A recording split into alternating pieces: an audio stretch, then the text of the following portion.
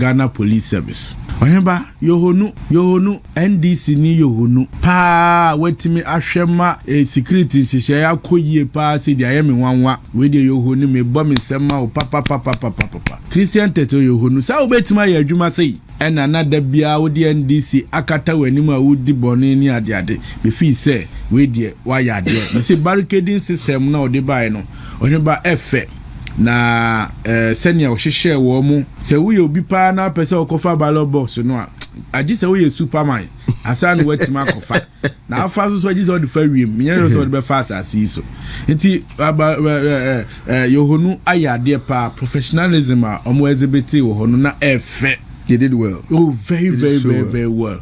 Okay, no, yes, so yohonu wayade pa fe de majiwedi demo ya na when this in semuna ya na oye no na yesre say ya na my professionals enye adwuma no na emo aye nyina he ma reading headlines ni ade a ye kan fa Kuffour ado ho say ya boni edua kase da no so ontimi nye president wo ye tietia ni patietia bia ntimi nye president kame me ni wo hene ba me no midu ye be there dibi what you say see ye tietia fo.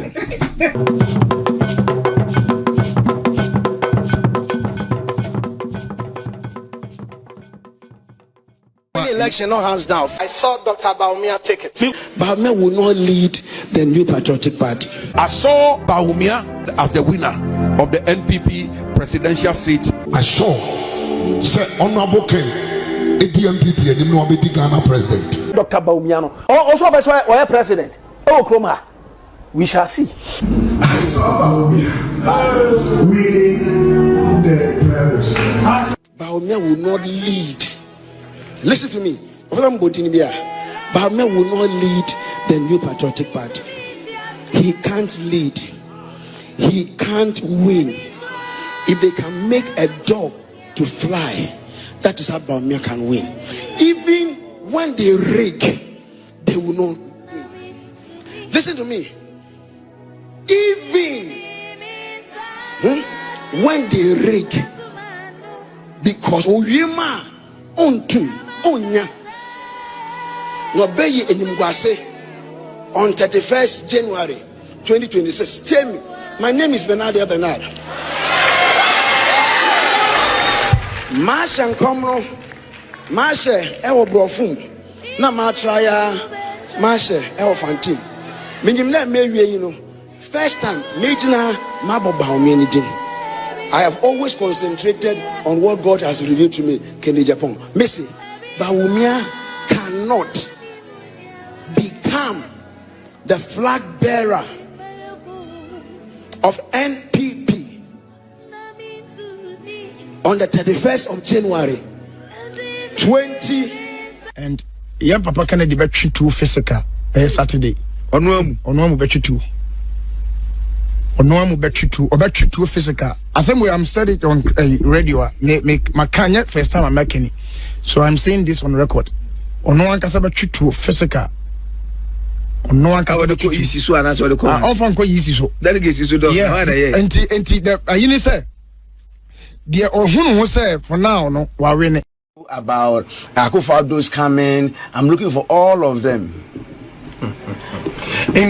Okay, you made a prophecy in 2015, a repeated 2021, and then 2025 you swear 2025 a sunshine come bio 2025 Mashepi. No, make a day. Okay, so when did you write the book on Kennedy Japan? So book Neze, I think that it was around March 2025. Yeah, now Minya the commission to write the book. Then April it came again. So in May, I said, let me just release it. That's when I released it. May 2025. Yeah. And that's showing a release. Yeah. Book, no? Oh, in some manner, March or that, or Miss Bubuma, number modern Concord print. And in that book, no, specifically what they came about Kennedy Japan. As a Kennedy Japan, obey it then. As far as this prime in that book, no. One of the chapter talks about Kennedy Japan, the shock to the system, and the flag bearer NPP never expected. And that is chapter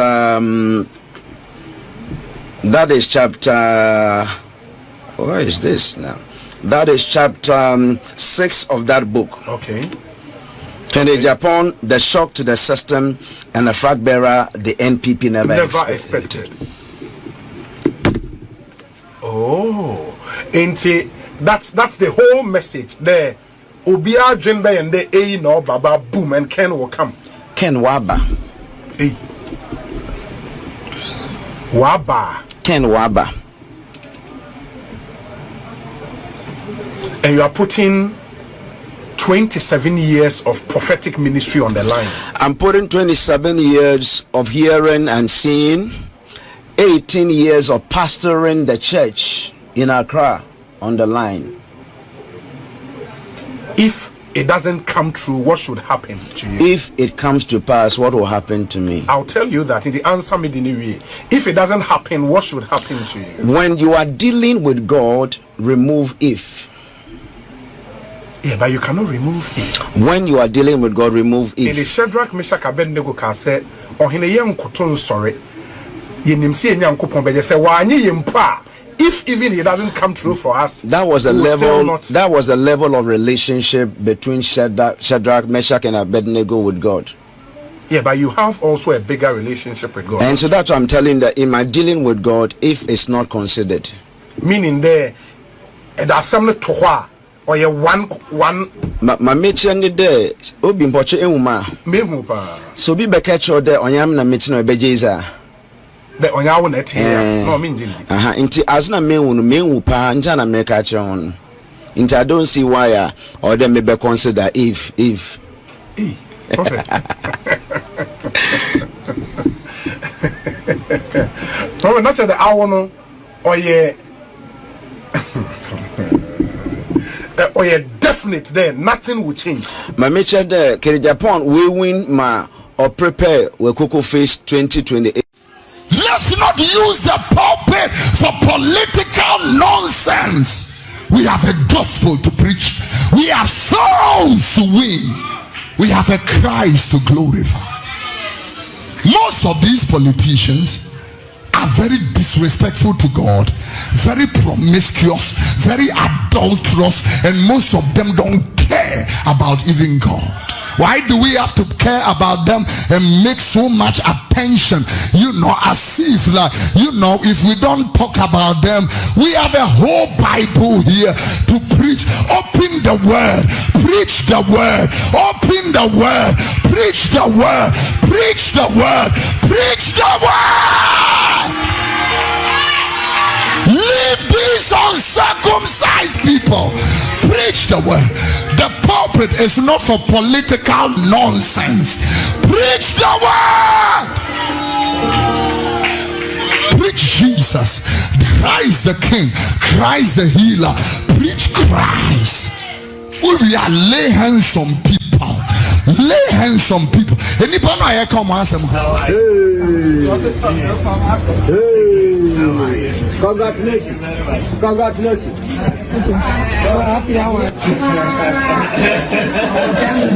Yes, well done. Thank you, sir. Thank you very much. Very, very.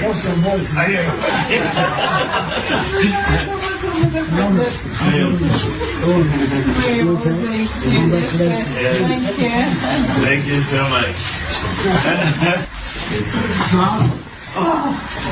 You see me missing. You remember? No, that's right. That's right. That's what it's going. Thank you, sir. Thank you very much. A whole long way. I will crown you in 2020. Amen. We will help to make it happen. We do have a choice. Yes, sir. Yes, sir. We are already stopped. Yes, sir. Absolutely. You can do it. Yes, sir. Yes, sir. Yes. Work hard. Korea must be in his. You're younger than looking at me. Yes.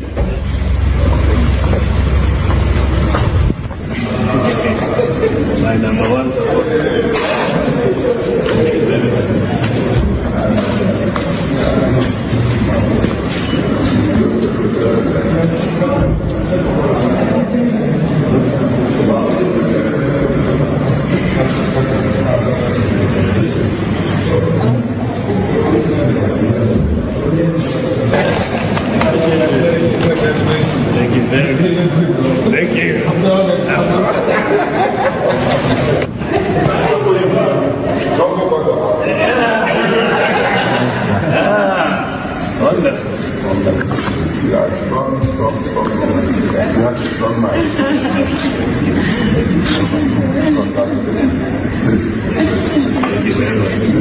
my child.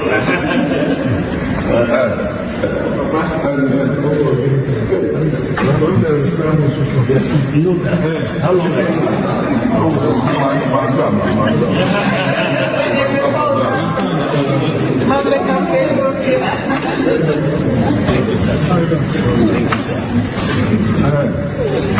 I'm very poor.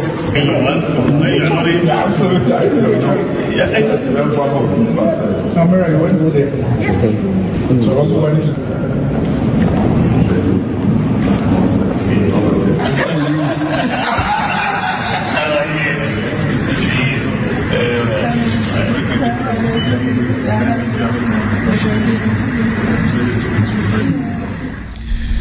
Ready abomi pusa. Pusa. But we've had a happy ending. You know, no nyina osha na just nkranhye na abamu. Iti media dia akoso ni nyina no nyame na ebeda nase. Absolutely. Ewo dia akoso ni nyina ho. Na oheba mame mbom abaso. Media ni nyina nyame hira mu papa. In fact, omo mama yakwanya ema yitimi kan yasem senia etitie. Abreni nyina ye flow ebisa update. Ade ye kase ye damase a ye hu de de be damase. Ye fa untumi multimedia iso na ya kache all media houses ewa Ghana ha nyina asa nyame nhira mo.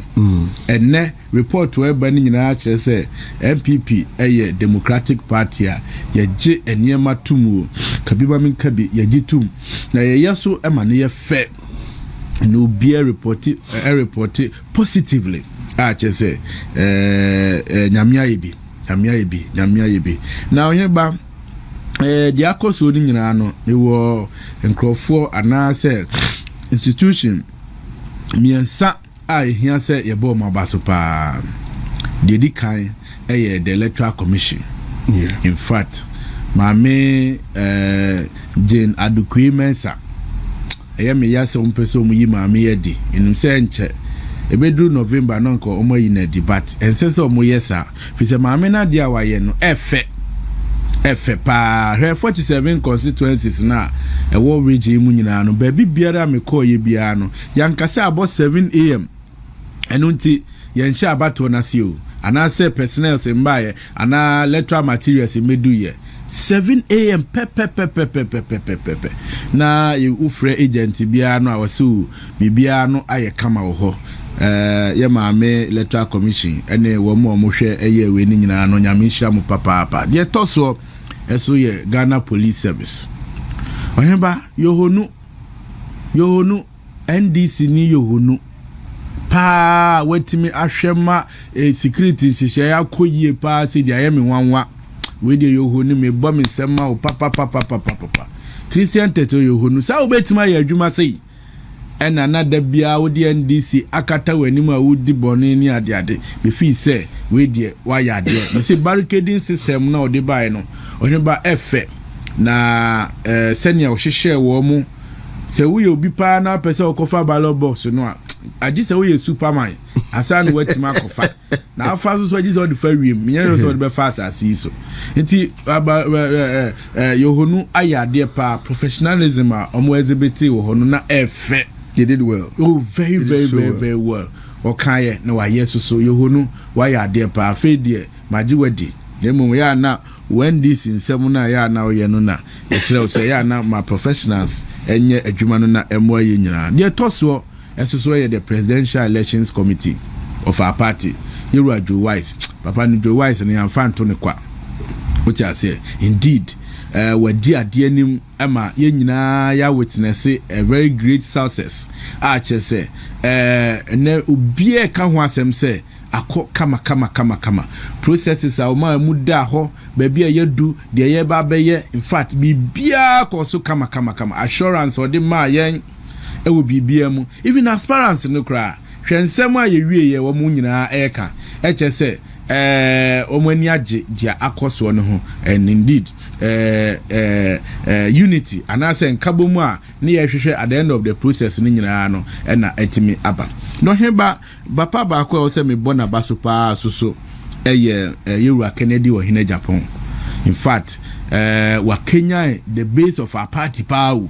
When you ban some nibi wa na your party for no also kana Kenya woman some way somehow. And indeed, yes, I didn't shake the base, a year papa. In fact, I dear why ye no we no sema all cano HS papa why willing because because I'm a veteran politician and in politics you can win or lose. So he had prepared himself for anywhere ebeko. What I say, inti Yewura Kennedy, Nyamisha or papa. Now am I ye much see dodo. In fact, ubojagu ya so papa. Nature say nyasem kitwa. Na so why are there Nyamisha. Na Brian Champon so dear. Me they have labeled him as a peaceful man. She Brian Champon bell mono nyame na de Brian Champon ba you. Wo hwema chese bibia ekoso bia emfa somdwe ba bia no na papa yi watiasim oti ase unse na ase o resonate ye pa with Kennedy waho Kennedy suso no because omumie no nyina wosika nti no no mutimi di nkomo fan eno na me feel say eboa pa o shaping yema pa ma ne bae no be dem nim say owo future pa within the party. What you say? Nti Yewura Brian Champon so mayembo wa baso papa. Dr. Matthew Poku Prempes so napo yembo na baso.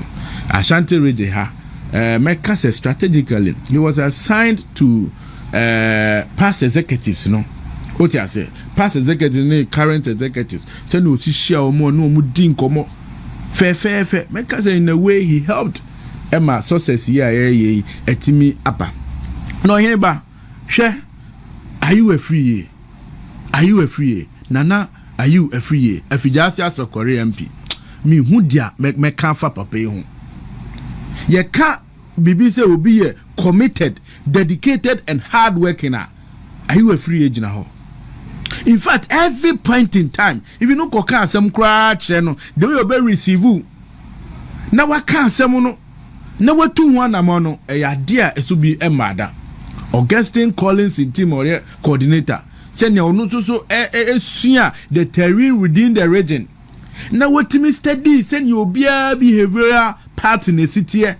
No team manager will be a ego sini will be a subani at the adema Ashanti Media ye kabeheno. In fact, omu here see a ball my basso pa.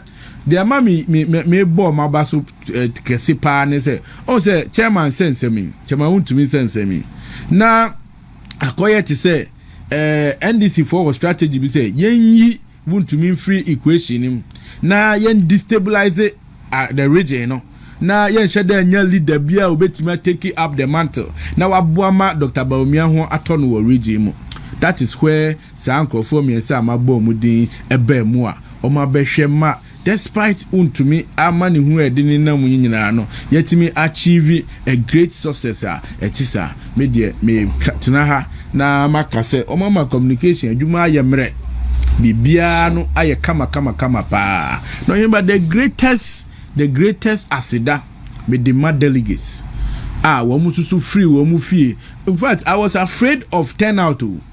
Unse say ade na beko yamawa ya na turnout no nti baby a me call ye ni nyina no I was checking out for that. Unse ye to aba na say nipa na eba 1-1 na just say wo no wo ye comment na in favor wo because protesters ni de ombeba but the way na address onye we no one ma kra ba so comment na say na there can no change asem o ti say na Bawumia hey incumbent ye hwe say obe maintain so say wo ko police center ho na say nipa dodo no amba na say enko yie the person will change at the end on your beba.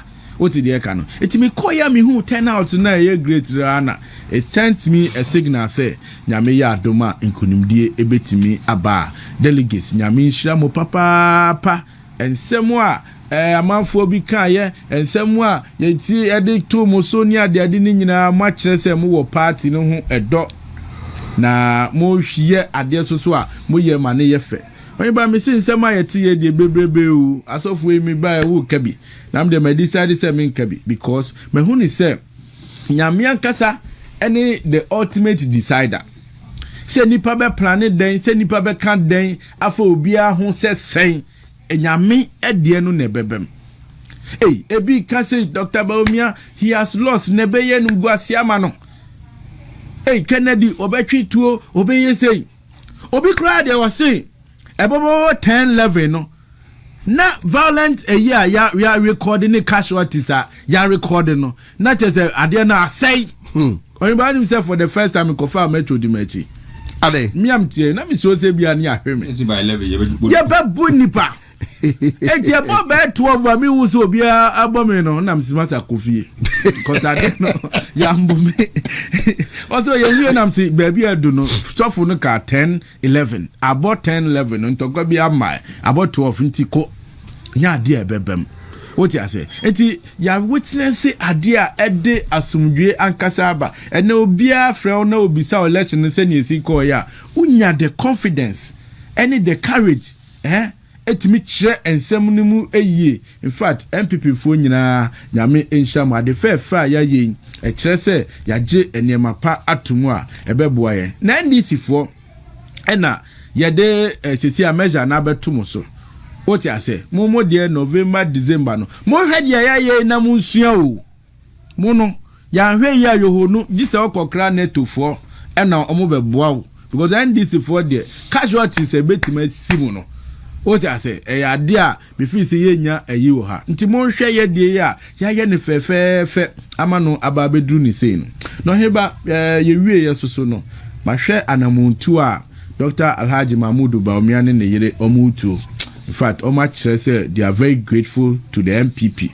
They are very grateful to Penifua, our party name. Omo ekosra omo one after the other.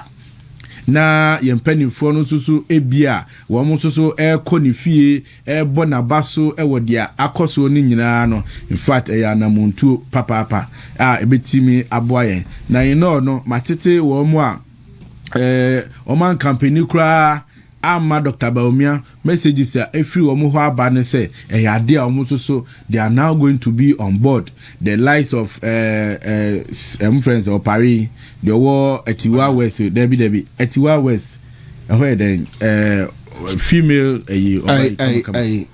oba fanfa abana o say asare one also the statement aba kama say obeboa pa ya yesterday so on tiase but tetia wagia tum fe ansa na edwo so onu so ahu se ne esitie da pa de na mente em za ba na ba no okobi on choleta na nya say obi a choleta mo choleta undertaking near there to faso ta na de ya do bani a choba de choleta bra ala boni we do mai o mo nya boni no bi anya boni na di one so mo choleta o ma de chocho and they can mo chro no mo so nchro bi because ye nyina temi me choleta na so onye omu David can say me ntwa letter nti then afi the mo amutwa letter this statement enti buso mo mutwa letter ne anti any say letters association wo dia onka ho bi anti letter writers association na wa komo say ayi okwa aduma commissioner of oath no omo bo letter ma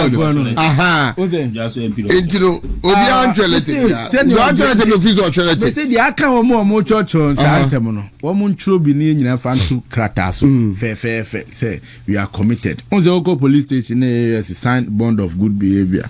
Enti we need it. O signed bond na dia to. Enti we bond of good behavior no. Me classify me the example na me dey. Yes ya belu but we dey sign the bond to na nya fe. And no me dey me feel say e ade a efe say yakọ abato untimi nya ni nyina pepe da. Ba makasa asemu ya cho.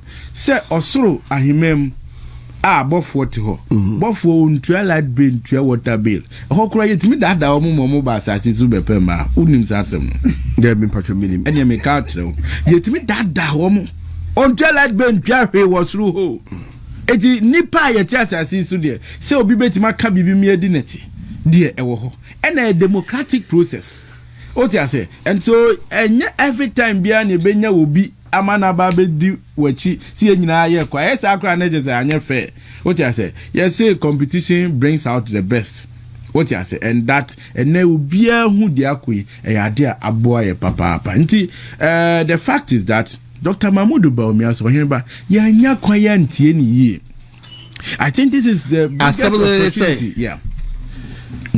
competition dey yaye. Yes. Obiara ntimi nkodi faako. Yes. Ede obekọ ha na obi akọ ha no. Yes. Ya to aba na wi. Yes. Ya de obiara mfom so ache no. Ache no. Yehia obiara. Yes. But what I'm saying is nti no obiara ntumi nya campaign say Dr. Bawumia ye ne campaign. Obi sa asemo. Say Dr. Bawumia ye ne campaign. Yes. No obiara ntumi nya ne de sa. Yes. To the extent that the toda ye kofa ne yere ebem ebedidi na tem kekansem na won free ha oye ha oye say ni nyina no. How do they feel? Omo kike kasa ansem na. Yes, ya to aba na wie. Ye hear obia on board. Entino omo kike kasa ansem no. When they are walking towards the man. Nasa papa ni jira ho na ohwe mu no omo ben na. What goes through their mind? Eno ne ma Dr. Bawumia ye surunko. Eno ene ma ne ye leader. Na me say in a part of the world, enko na de wa winning no, e wo say okusa call dia wa winning ho kopa ne chew na we mi hu bi krada. Wu mom na so ba. Na be su na wo ye we ni, we de ye na wo say e call ho. What you say? Ghana pe ho. Yam kra na ye sa de. Wa ye boni ni mbo mi am nya boni mum na wo say me ba ho e be pa wa chew na me sre wo say be ka ho ni enko. But we have accepted it. What you say? And some e call su nyina ni nyina no nyame ama the ultimate ade aba. And sema kese me de ma me confident say ohene ba ye betima win 2028 ni say 2016 un say e be ma start e kan sem say Dr. Bawumia had 56 and that the original minister you if 61 on a cultural answer no if 61 e 38 ya what would 56 become 2016 John Mahama cried the Okowono post. Yes, nobody contested him. He lost within NDC. He's a comedian. Don't take him serious. Oh, me finance him cry. He's a serious politician. He's not a serious politician. Or the region need Diagro. But hey, John Mahama went unopposed. Only over 90-something%. But 2016, he lost. The same 2016 also so no. Hey, my reading headlines near the idea you can't find Kuffour say ya boni dua edua kese dan so ontimi nya president wo ye tietia ni patietia bia ntimi nya president kame mo ni wo hene ba me no miedu ye be dey dibi what you say see ye tietia fo je be dey na dibi ye see Kuffour do kasa wo ne chemaluta ene wa ka family no intentia association what you say e be dey na dibi ye see dua bodan so. Yes, one day John, I was said John, I can't do and son were the president. Sansem when you know, Nyame, Emma, President Kuffour to be president. It's a name, somewhere, yeah, Kuffour, Dr. Bawumia, and no cramoni, and no say, me there be a me besides some way say, yes, a Ghana 70% Christians, and 17% as also Muslims, and I yes, now, ya ye koto abai. Se kramofo ene Christopher wom. Eti yeti 17 efri mu a. Den ena 75 or 70% no eto abanoma Bawumia. Which means ye kwa oba winning. When ba me de masem esie ni say me say ye anya bre antie Dr. Bawumia. Unim se nka Dr. Bawumia win elections ya. Enka by this time electricity bill ya tisu 50%. And now electricity, ya tumu over 28%. Obienim say January, any February, the hardest month. And so ya tumu ye bre. Oye ba woni mu say, enka Dr. Bawumia baya enka Ghana port ye hui, ebe ye fo achen Togo. Eti na ya se emoni anwa ayafui enka by this time crowd enka ye de chicha nkrofo. Oye ba woni mu say enka Dr. Bawumia baya enka every businessman ye wadwuma ye nyina susu ye nim ni say the 10 causes of collapse of businesses electricity and taxes or say enka wo tax system ene wo tax amene wa wontimi tira wadwuma mu ni nyina ko shit taxes ni nyina agu na ko the taxes friendly utua na wo sre onim say Dr. Bawumia baya enka assembly members wo Ghana ha nyina o create common fund ama wo mo se ne beya betimi nya bidia ye adwuma te se de MPs no ya ye common fan ama omo a wo mu de ye adwuma ede boa ene a ye mo allowance 1000 say 1002 omo say omo ya ade unim say enka Dr. Bawumia baya uye student akọ nursing uko teacher training uko university uko de enka uko school a wo de Uganda card pe na eko ka wo de Uganda card pe na eko ene omo so makofa bibi e friend no stress free o say dan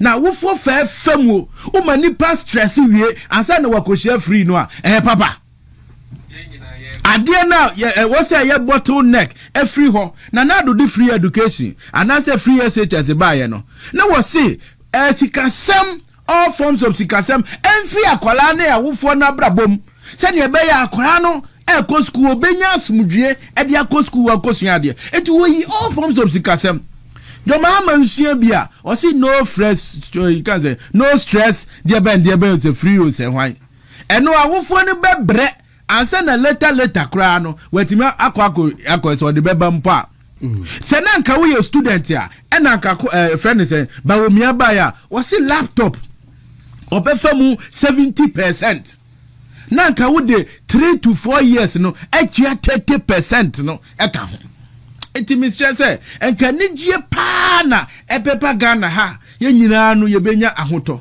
but ankoba musa eno na yesre Ghana for say yenim Dr. Bawumia senia osi ejina ho oman penny anase oman penny de wo se wunya ni so ade hu kese na wutimi ede boa wo man ye bisa pa say ne your man penny o wejo Mohammed policy direction be pa na yeko ye nkura bi plan papa bia na table so de beba ni trima no pa bia na wo ye tama kokko a ne de amani pa ba ko se won konyen ba bia Ghana do fourth industrial revolution obi ahwese ne ba be gina papa na wo hu akola wo se secondary school bia obi anyan kokko o ti ase abra ukọ China any other developed way na ye think say over China omoni so do say omo pese nipa over 20 million ebe ye billionaires ye de akoko ye billionaire uti ase ye de akoko ye billionaire ye man pani ani so ade hu no e de ne be kan fa ho e so ye hia Dr. Bawumia na ni so ade hu eso de bia oka o se digitalization yan kan sa kwa se wo hwe friend say Ghana ye economy ni nyina no a sika ye di huri koba nyina no GDP ni nyina e $79 billion ba Uber app omo net worth eye $169 billion Uber nkwao eti ye ka digitalization no a people don't understand but ye shepa na ye somu yie to say the Dr. Bawumia de ba no a ade aminu mienu ye beti de eti no onye ba de akoso na ni asha yakuma mu a na me metie o so ni wo ni per bia ni ewu na they want to hide behind the percentage difference that Bawumia nya as compared to the last presidential primaries no.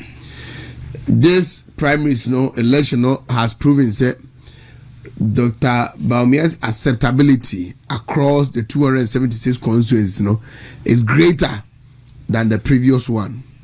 So he won 213 constituencies in 2023, but this time he won 232 constituencies. Even in central region, na close a free urban. He won 4 constituencies in 2023. 2026 or we need 7 constituencies there. Now take the Upper East and now omode amonya semani ebusuane stekamu campaign no moye and aboko ne mamprisino and go and look at the constituencies there and the constituencies he won 5 out of 6 5 over 6 there. That is the Greater Accra from 19 to 30. Greater Accra from 19 or we need 19 in 2023 and then he won 32 in 2026. Ashanti region he won 44 here. This time he won 45. Dapa ho crowd or lose by 20 votes. And then it was so clear that Bosomche will vote for their very own a year of the say Dr. Aduchum. Bono region, Brukum is another constituencies, but this time he won all. And the acceptability nationwide, 276 constituencies, a year greater than what he got in 2023. And this small boy on the Munyala life, man, he doesn't know anything about what he's doing. He frees obey play to the optics and on the Munyala life, man. Yam prepare on Poyando Adam for no. So, Mamentio, Urefi Bako, Kaisa, fake Malambia, fake Muslim Biara, Odi, one of the husbands in the chair is a fit Chiva, say Faro. Over here, Tashima. Chiva, low Shifuro, Kennedy Casado, or Kojiba, or Casa Fest. Oh, sir. Oh, Fugubi, Nancy. I was not following their campaign that much. I can't 3 days before the election, crowd, or say, lady, I think I'm understanding put the nation or the first or second vice chairman or the Chiva Honor. Or organization Kuffour Mumbai press conference with Kumasia on Thursday said the Zongos are rejecting Bawumia. Oh, sir. I Techima when 52 votes. Bawumia over 1,000 votes. Or Techima. First of all, I am there. Okay, the election you could win. They bakuna mission. People were overestimating their influence in their constituencies. People were just overestimating their influence, and at the same time, no one was underestimating amount for influence our constituency. A constituency of a constituency you forgot that make a choice or no to me change the chairman and an MP. You see, a constituency you organizer, just you organizer. A catcher will say, oh, to me saying the chairman, I want the constituency on the delegates. Or no catcher will say, oh, to me saying the MP. I want the constituency, sign of constituency you for a catcher in this election. Into a way and the results a humble beer, a more beer who said the constituency still belongs to the chairman and the MP. Into next time, they say a co-contest, will be very careful. Because Kasani Bianco will be kind any a typical example. Then 10% shows the influence of the MPs. One or about Yanko Ejiso. The last election, I think they were second to Yura a UFA constituency, right? Yeah. That album, Sebi, it was prepared under the late John Kumananya Sanity. Yeah. So he had control over the delegates and the album and the system. You will almost 92% our Ejiso Ananya Sanity. But the current MP, and you on the prepare album no, but because of the influence on the your friend is saying the delegates no, and they said on the delegates in TNT no, once I said voting margin Eswati. Yeah. Once said Eswati man by less than 25%. And I just it means the MP was a very influential on the delegates. You go to your friend says what was the voting margin? The influence. You go to Bosume Freon. Maybe about me lose the last time. Young call your friend is Adansa Square, new Dubiase. Then call for me now. All those areas about me lose the last time. And I just understand. What was the voting pattern? And then MPs sorry, Ejinao, Ediama Bawumia no. What was the results? Young call you at the power. Because the power no Jina Bebinti, and then the influence came to bear. Let me tell you this. With the power story, the power could have even won for Brian with a wider margin than the 20 vote difference. But Brian Eddie Mabibri Shenensa into one constituency of Moto Abano. When you know, Odruonum somewhere around 11 a.m. Moto Abano. Then I know Moto Abano. Said a power echo aho anopa. And we jina ho said the honorable afenyo marking e dia akunya eti baabi a o kwoto anu ohwe wanim No, anti baby, anti ballot boss. And now, the pa ejina one year started yet to abanu year, and Cabran would have won with a wider margin than the 20 vote difference. So I agree with you. Nipa do one more. They tickle themselves and laugh so loud, thinking that meaning I don't feel somebody more conjure magic be like when you come to mention. No, they are not who they think they are. They are not. This results has told them that they are not even closer to whom they think they are. The results are in the titles can see a good almost. Because like Okacham said, you say you are influential than him. Immensia South North. You are influential than both Bafo and your friend is saying Napo Immensia North. The fact that Uko constituency election now Razak Minya vote very 780 SMA me chairman no doesn't mean that me influential as chairman because chairman they be a their chair you make do say bonsu they be am force in so age sky free no share they be a they be a me chairman no ya mobo they be am force in so age sky free no. And then again, it could be that Nipona or contest him, no. Now he was no match. Delegates in him, no. Into me, yet you vote. You could say people are your amount for patch once and a year more with your friends said appointment as a deputy there, deputy in their constituencies. And then they were telling people that one delegates in Tioma, delegates in Tioma MP, delegates in Tioma MP. MP now what choice you can. Wow, we are deputy. What's the delegates in Tioma MP? So media asida pa na mede my friends MPs omuyi omonim edi yewra Mahmoud Bawumia because their influence came to bear in this election. Their influence it came to bear. I was saying it's a referendum on their next election. So where you and him say support Ken, where you and him say support Bawumia, the number of people that you can move in your direction, no. A plus or minus be at 3-4%. It is over next election be you use it to test your strength. And I'm telling you, what I say MPP apart from Papa now Okache Bawumia so aho no. Onunko na ntima nya influence une your friends and delegations so Ashanti region. Onunko a Jaso. Onunko a because on the voting margin no na a dozen. It was close to 200. I wasn't surprised because Obianim, the people of Jaso, he's loved on Perasem. But Obia Jaso Obianim say the next election no, the former MC in the win election man. Okay. They were divided loyalty and I say interest oh. Omo plus and Asante Buatiasem no.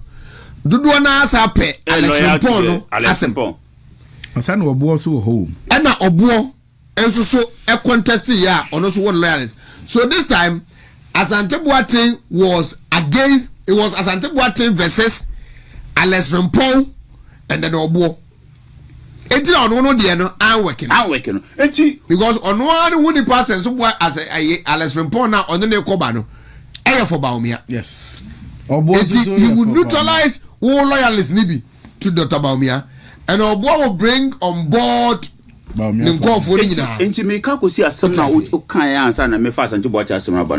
it shows the kind of strength that the MPs have. It shows one sticker no matter bibiano why you say or was strength or delegates in so you are just so MP no coming about lawyer you could see that it was strength. So you cannot undermine. Just to say, I was surprised not Kennedy Tafono banging their hopes on Kwabena Boateng supporting to Mbewe near Jusu. Because if you look at the last parliamentary primaries figures, the number of votes that Kwabena Boateng they win was around 35%. Yeah. So if Kwabena Boateng Tafono na kra ebedi Nechia, he cannot win a Jusu because two key indicators. Omwa Nanka Omumpe Dr. Bawumia no. Adwuma course mo nyina came on board. Yes. Never supported Bawumia. Yes. NTK nane or issues. NTK came on board. Yes. Bequia na oye advanced team. Yes. Maybe you don't know, but Bequin in the Juso. Yes. Very influential. No near Pejemu Namno. Yeah. Came on board. And then Henry, yes. a known Alan Kwame Ajimabudu a Diomi boy. Very loyal. Henry also came on board. Enti Okwa Ejuswa, it was all the influential indicators no against Kwabena Boate. And even that no remember. What I say? Even that no. It's not me one say na California Ejusu there. Even that no. But Kwabena Boate proved his worth. Yes, and even that no. That he was able to contain the loyalists no. Even that no, he was able to contain his loyalty and get additional votes. And all they call him. And then 2 other MPs, I will say a bomb about super. You call on, you could see that we might end up losing that area. We won massively. Bantuma and Kwadaso. Yeah. Yes, Bantuma and Kwadaso. Yeah. Because who share your ras and so bad. Who do one now Ujina. You could feel that Bawumia Kosruba from a bit to a Betiano. Oh, Bantuma. One. Or Ashanti Regional Campaign Coordinator for Ken, no free, and I just yeah. And then you were Ken, Enya, yes, so no diagro, and so yeah, Ralph. So you could see that, but so then the last election, the difference was less than 20, and Anyesa. This time around, it ended up over close to 200. The influence of an MP, the influence of the MP. Don't underestimate it. So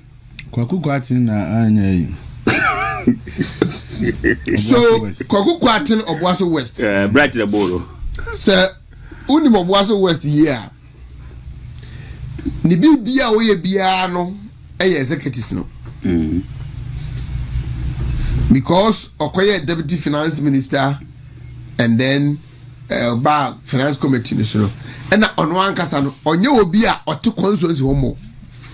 Enti nipa bi na hwa constituency ne dey ema no. The last election metima kase nipa was save no was Chema Wuntumi and his sister. The sister be I think no na ye treasure. The sister and oyadoye pa. Oyadoye. Enti no constituency no enye kwakukwati na per se eno mo panasem. And but nipa omotwa no we hye omu ye adwuma no. Unfortunately, ononkoa na koye went me move sa ankofo na police station for the poor nyina asem no along. And now checking so unim he targeted 300 votes ewo ho and almost special arrangement, and then plus 100 votes bia omu de odili with omu say obetime nya bia ba be kan. And he himself knew, say, he might end up losing that constituency to Dr. Bawumia. And he lost it miserably because yes, me call twice. You feel from the delegate. You feel from the delegate. I have respected this NPP delegates more than ever. Yeah, I have respected Makan Susura. They don't just easily throw you away. Maybe. This is we man funo. Omo. We bibi man funo ansana. Omo pepa omo nsa ewo so. And so when nya ba wo so it's like magic. Yemfa sika ento omo so delegate MPP delegate. Yemfa sika ento omo. Na hu sika kura o. No, asem kana meka. Yemfa sika ento omo. You don't have to be special before you can win them. They love you genuinely. Yeah. I saw it during the campaign. And among for false hope any other day. As for prophecy, they may say because me, I don't discuss religious issues on radio and then the TV. I don't do that. But among for false hope. Among for edgy and I mean who say political entrepreneurs and so now call retirement. Until they decided to opt for another candidate, said retirement packages. Nobody are coffee. But honestly speaking, so core constituencies now, you see that the chairman, the MPs have control over the constituency. And the map Bawumia sa vote now because you could see that the chairperson and the friends saying MPs no any former appointees no money break out no money, and then now no more can be an auto delegates in the no almost we are also say they will almost say a form for no a candidate for my delegates in mistake and got to and my Bawumia. Now me could be a candidate delegates in because another more money from 4. I'm number 1 from 4. You can party in the structure and not delegates in number 1 from 4. There is just to be said until I may honestly speaking results on I say Omo Mukasa Bawumia a drop in margin now or drop only 7,000 votes. And I sanity. He dropped only 7,000 votes. But the last election over 111,000. He dropped only 7,000 votes. Kennedy dropped almost 40,000 votes. Yeah. He dropped almost 40,000. So amount for entry Mubase. No more share the dynamics in here. And there's a whole back percentage of margin a winner. Winning 81% in all the 275 constituencies. Yeah. Winning 81%. That is the difference. Yeah. In terms for entry was no more share the dynamics. No more nominals in here. And so no more in conclusion. And again, I want to say a friend saying the percentage in our drop out from said a report in 2015 candidate now contest Jomama no promise almost about them into a man contest son of almost about them so yeah into contest in the maso and in the history of this country you were mama one the only sitting president that will lose election. Yeah, it has never happened. So she stop tickling the seven. Now Uncle Beam. Huh? What is the crowd, Lucy? You know, Uncle Beam. So it's almost slow down. In the history of this country, he's the only president that will lose miserable. This time I was on Uncle Beam. And we're contesting 4 elections in Ghana or 5 elections. So they should slow down. Say we are internal election. I feel no more there, so. And so, what next? The what next in say yes, no party unity. I was say nobody has any option than to unite the party. Nobody has any only option. But in say party unity will hold. You see, Abania Toby. But there are issues that needs to be addressed. That need to be addressed. That me tell you. And now me ne Dr. You interview no. I asked him, he said something. From a ne could be probably the end of this month or the end of March. I might mount a spirited campaign against most of the national executives. A spirited campaign against them. Because and yemana yehu ye in the run up to election no na enisi yehu emu bebrebe is either ayeboapayo eno mbu omonigu so is either omo no mo ye za ne ma no omodidi omudi omoka ento omuntumi nka ana say they were just weak and yemana bebrebe and so they should prove to us that yes Ebiana baby anam is slippery. Intina ebu ho also ujama ekosa yewie. But yewie no, they should discipline some people. I was surprised also Bempakoto Abanibi. I was surprised. I was surprised. I say a member of the communication deputy communication deputy director. I was surprised. You see? We should be very decisive. Yes, we want numbers, but we don't want numbers who are fools. No, yes, absolutely, I agree with you. We don't want numbers who are fools. I agree with you. You see, in this party, because sometimes you see, Paul, but the consistency, the deliberate attempt, I thought that it's too much. Deliberate. And me bisa me say too much. People have no shame. And when Honorable Japan was speaking, over and say we are all calling for unity. By unity, it should be unity with respect. Mr. Pejabiti correct the Okasane view. You are talking about respect. Enti abani ya tuwe and you many people have slide it. But then some people also we need to deal with it. Some ye can openly because anyasa obi abefa de oye ebi asa normal. Openly next time obetima say ebi but enye normal. Openly I'm looking at say you sticker ene Asante Boatin be say we no mo promise, right? I'm looking at so umbe wini na ye candidate ni yes sticker say beyond Yatu Abenewie, the delegates are spoken into now we all have to come. I was say or court deliberate ko pacho. Because where's the you su ye no? And openly and you were saying openly when but I'm there to be make say eh no kra nsem ni bi wo say no kra mpo a na nya no kra nyina so na e ka no obedwem. Somebody like Natoshi, the kind of words that she use on the campaign platform on na sorry ma na sorry oko mako ni nyina say de Bawumia ba omonto aba enti osaro obesa akwa gina your campaign and also onko. You see oyimba dey me ya ne say people that we cherish in our life a family and anya sanity your immediate family oyimba ye wo Kuffour ene akamfo a deliberate omode omma omoyemma ma e dey aman kremofo so je na ware no anane bana akwa bontin sabi wakofo furo with kremoni ana tani odi abafie ne maame na gina wawatu ni yembo wagina wawatu one na tena wa mana kwanya se opeso o ware a obetima ware ye friend say kremoni no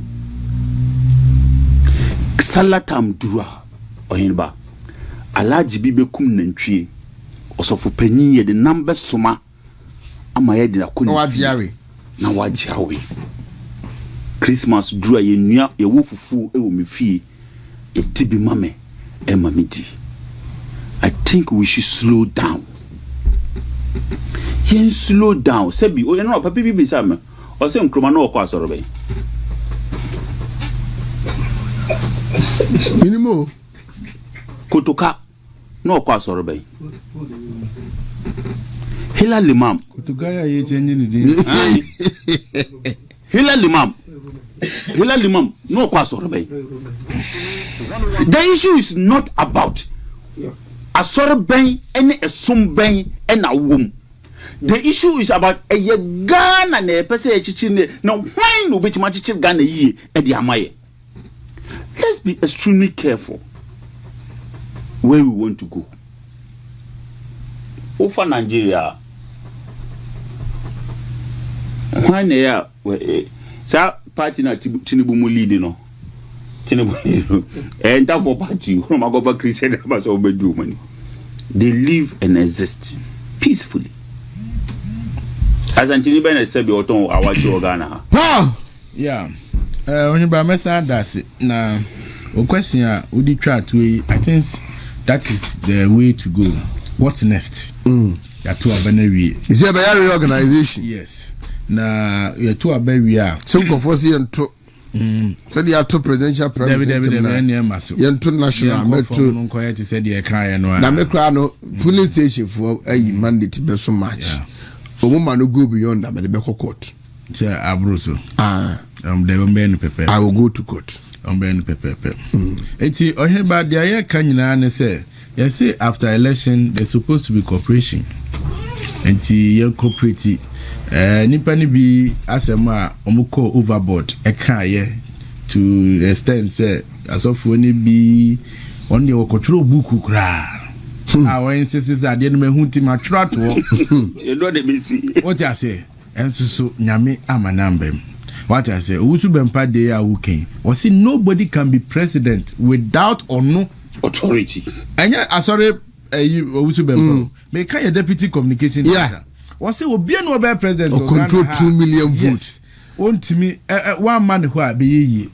There are some people ye no munam ye nim nya ye nim so munim nyansa but omuna person mo trama ye hunu so munim nyansa na o kan someone's NDC for kan na ye draw attention na say I agree with you some way somehow say empanifo ni bi wo party ni mu sometimes you know omo crack hwep no o ti ase na enkyere nkrofo bi say ade ne enye ne sa ye hwe ma ne kansem akese because you say at a time we call radio cry na with discussions ni eya basa because we did nankasa no obi kan asem a in favor NDC what you say and some NDC for cover Dr. Bawumia no so kabi a say we are deputy communications director we say who there we say we at any point in time but as a leader no onim de obeye me catch you say onipa ya wonu say onkum wosono de on pepre no ho wakotre ho na onkotento Dr. Bawumia right from the onset and say ne was conducting ni nyina no che say na ono na eventually obey emerge as the winner it is say the ohimba the year kan nyina ne say yam forge ahead na emwa that the most important thing and another danko Kuffour dija ene say yenyi leaders our party ni mu a ombeboa the cause of the flag bearer. Of course. That is what he said. Was it very important. What I say, Omobe Jina say yen to Abama womo, and also person di party in there should be people they will advance the cause of the flag bearer. When it's what they who know beyond a believe who. What I say, he said John Mahama, I have never believed Neni Swadi who the enye. What I say? Yeah, center right, no more center left. What I say? I've never believed in NDC. Ombeye dien, ediem krampo no mayempo. We have to get people omo betime aboa pa ma delegates no. Yetime carry them. No maka party ni ho sempa going forward. Me I have the belief say the surest bet yenyina yakofa bay enu na be me win 2028. Fortunately for us, John Mahama onkobiem no NDC for enim obi omode ne basisi ezo ye package Dr. Bawumia ye ne ma ne ho ye akono ye cancer pa fa ne ho ye ma ye party ni hihye na ho de bam na enema ekoso a whoever will emerge from NDC no they can never stand Dr. Bawumia because I know say onu ankasa kra no say ne wosi etete ne ho wonsam hwe primaries nsem a kafa ne ho keka bibia o keka no konkonsa number 1 konkonsa number 2 konkonsa number 3 o kaya ju konkonsa number 11 chirem mo bia hu ne say papa yi was sign it e wonsam a ekoso ne nyina mo na was stop sa de na yes na mo free say e ba o me enti emfam ho no afi wie mo hu ni say afi the party no yes ena affect no eno na da bia no ya na ye ka ho asema omo pese omo betie but me de we ni nyina no me feel say ye hihye ye niam yi a e betimi aboa ye most especially senior isi ye niam emiantu ni